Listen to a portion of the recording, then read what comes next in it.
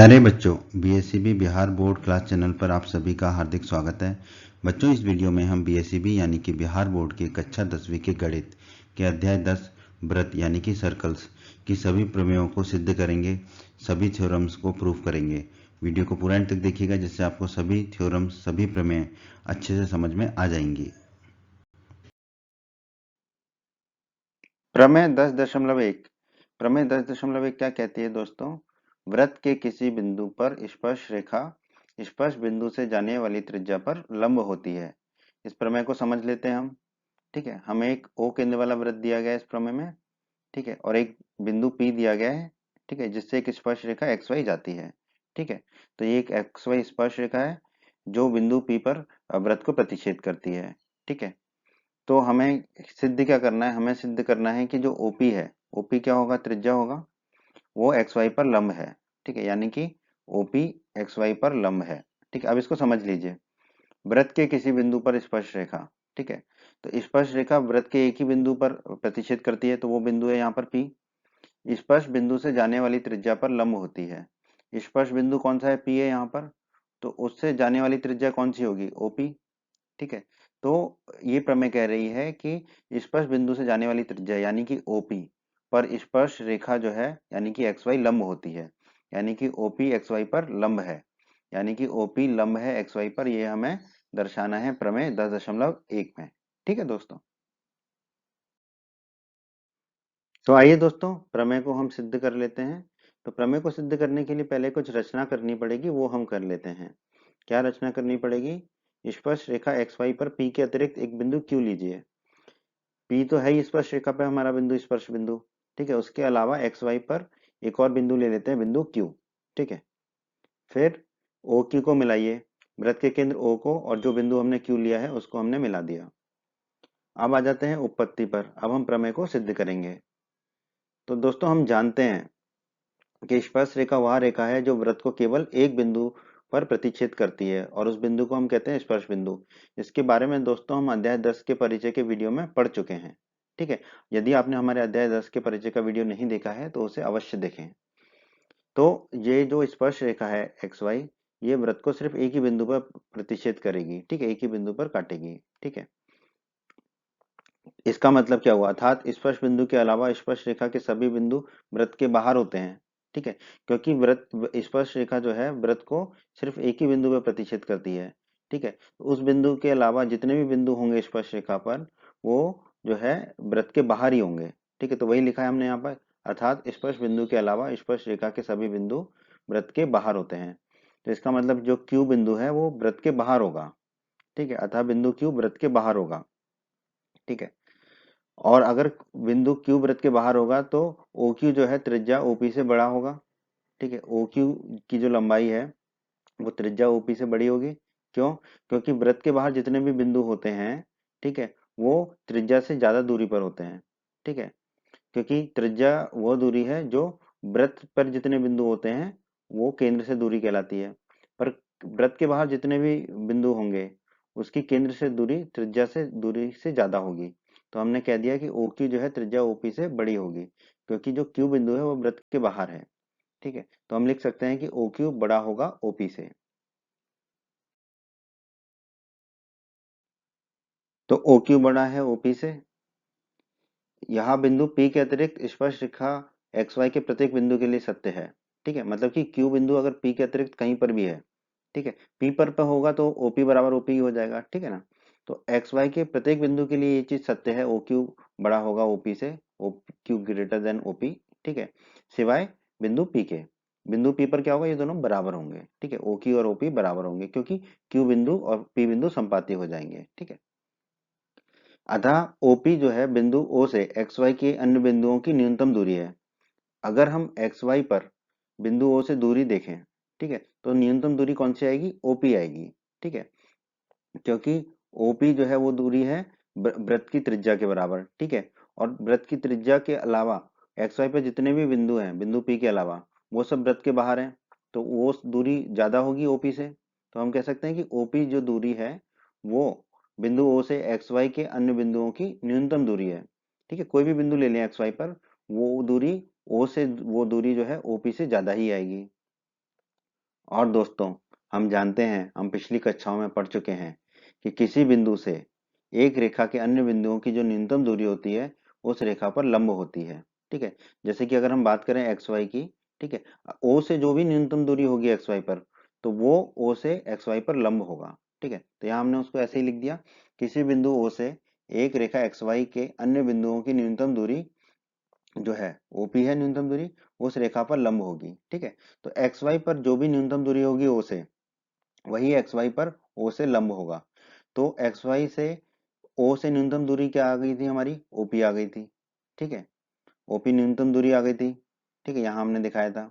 ठीक है, तो इसका मतलब एक्स वाई से एक्स वाई पर ओ से जो लंब डाला जाएगा वो क्या होगा, ओपी होगा, क्योंकि ओपी ही जो है एक्स वाई पर ओ से न्यूनतम दूरी है। तो हम कह सकते हैं कि ओपी जो है लंब होगा एक्स वाई पर।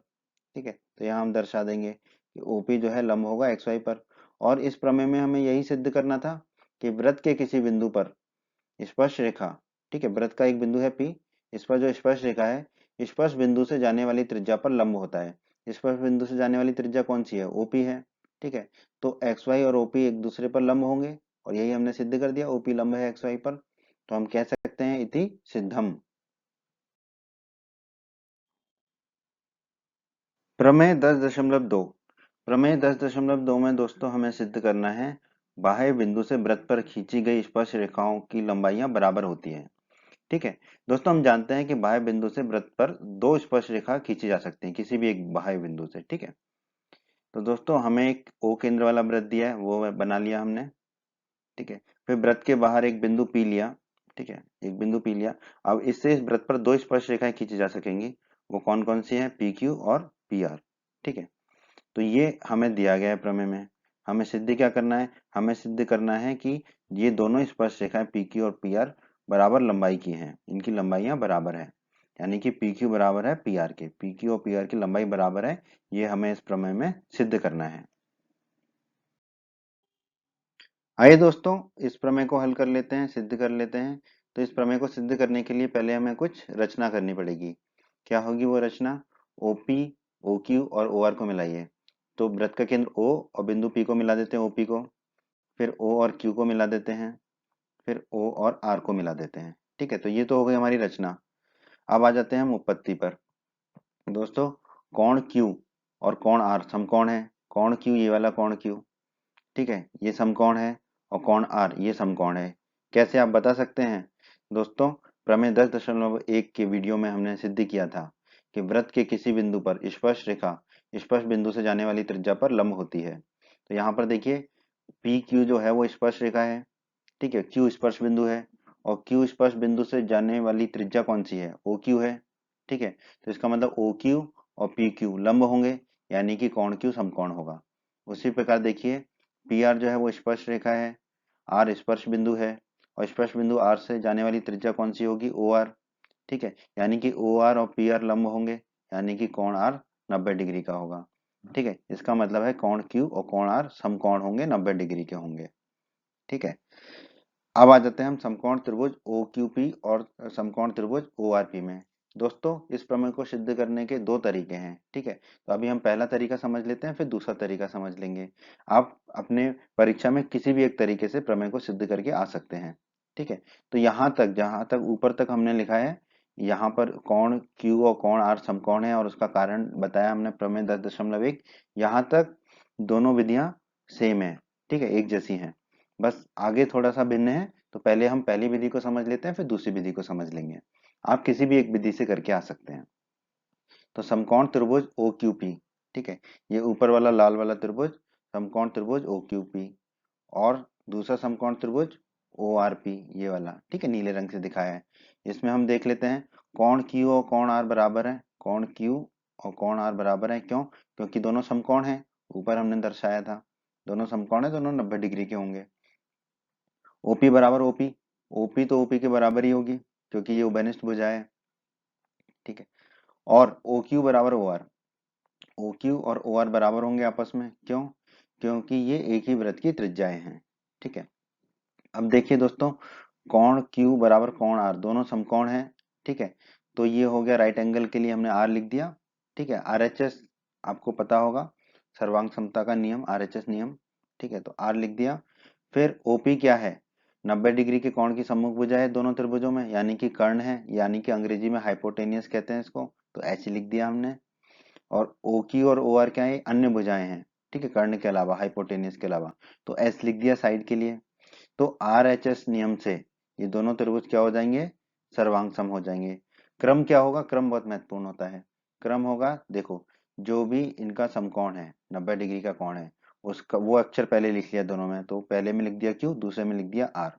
ठीक है, फिर जो भी हाइपोटेनियस होता है, ठीक है, हाइपोटेनियस को लिख देंगे, पर एक ही क्रम में लिखेंगे। अगर OP है तो OP दोनों तरफ OP लिखेंगे, नहीं तो दोनों तरफ PO लिखते। ठीक है, तो दोनों तरफ हमने OP लिख दिया। तो हमारा आ गया त्रिभुज QOP सर्वांग सम है त्रिभुज ROP के। ठीक है, यानी कि ये दोनों त्रिभुज क्या है? सर्वांग सम है। ठीक है, अब ये दोनों त्रिभुज सर्वांग सम है तो इनके संगत भाग भी बराबर होंगे, यानी कि जो है संगत भुजाएं भी बराबर होंगी।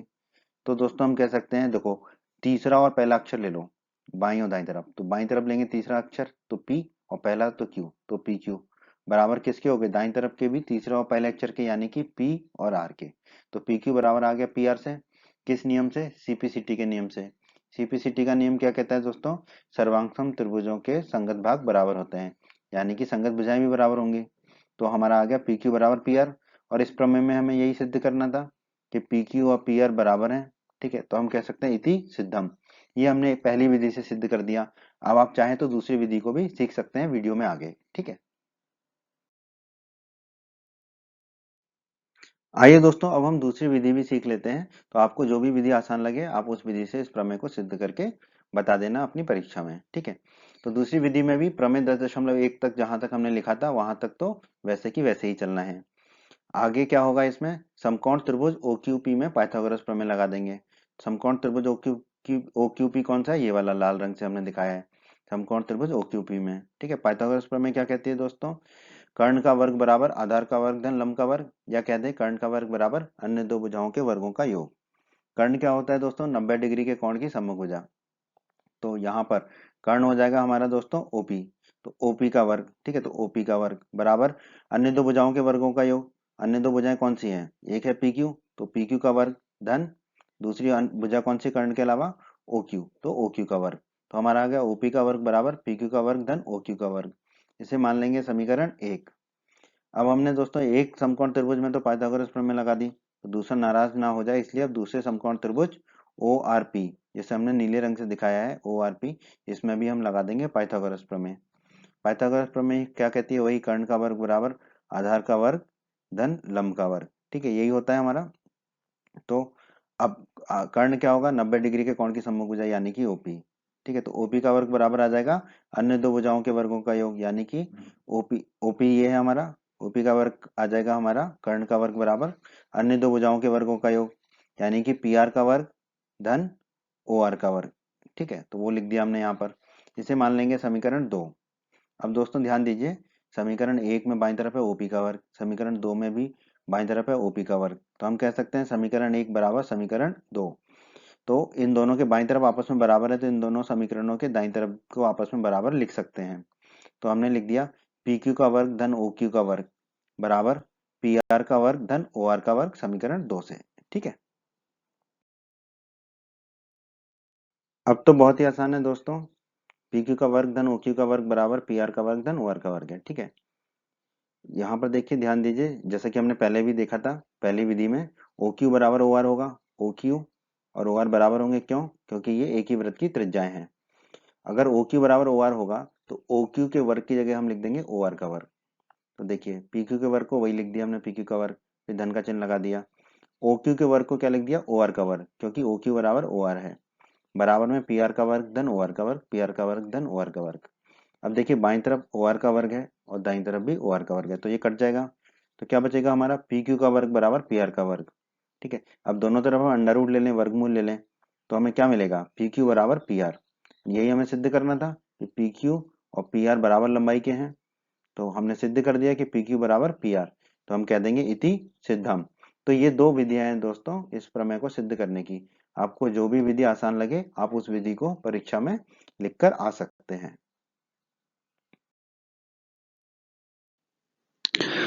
उम्मीद करते हैं बच्चों आपको हमारा ये वीडियो पसंद आया होगा। बच्चों अगर आप बिहार बोर्ड क्लास चैनल पर नए हैं और आपने अभी तक हमारे चैनल को सब्सक्राइब नहीं किया है तो सब्सक्राइब बटन को दबाकर जल्दी से चैनल को सब्सक्राइब कर लीजिए और बेल आइकन को भी दबा दीजिए। इससे आपको क्या फ़ायदा होगा, जब भी हमारे चैनल पर कोई भी नया वीडियो आएगा तो उसका नोटिफिकेशन सबसे पहले आपको मिलेगा। और जब भी आप यूट्यूब पर वीडियोज़ को सर्च करेंगे तो हमारे चैनल के वीडियोज़ आपको ऊपर नज़र आने लगेंगे। आप हमारे वीडियोस को अपने साथी छात्रों के साथ, दोस्तों के साथ व्हाट्सएप और फेसबुक पर अवश्य शेयर कीजिए, जिससे आपके दोस्तों को भी लाभ हो सके। आपको वीडियो पसंद आया है तो वीडियो को लाइक अवश्य करें और इस अध्याय के अन्य सभी वीडियोस को देखने के लिए आई बटन पर क्लिक करें। आई बटन पर क्लिक करने से आपको इस अध्याय के सभी वीडियोस के लिंक प्राप्त हो जाएंगे। धन्यवाद बच्चों।